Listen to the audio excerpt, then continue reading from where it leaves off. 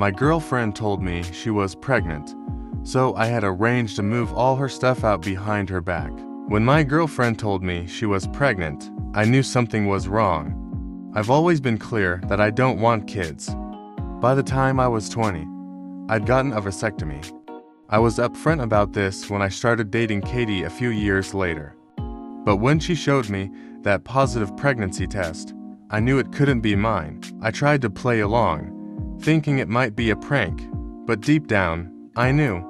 That night, I couldn't sleep, so I got up and started planning. I took a week off work and roped in a few close friends.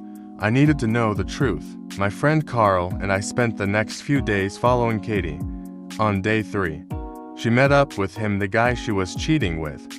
We tracked him to his home and discovered he was married with kids. That weekend, I convinced Katie to visit her parents and share the good news. While we were there, my friends moved all of her belongings out of my place and took them to her affair partner's house. After lunch, I asked Katie to join me in front of her family. I started by talking about how much she meant to me, which made what I had to say next even harder. I revealed that I knew she had cheated.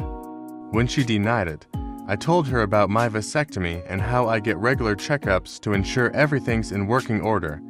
If she was pregnant, it wasn't mine. Her phone rang right then. I told her to answer it.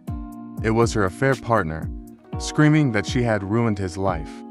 His wife had just found out everything when my friends showed up with Katie's stuff. She had nowhere to go now but back to her parents' house. I walked out, leaving her and her stunned family behind. When I got home, my sister was waiting for me.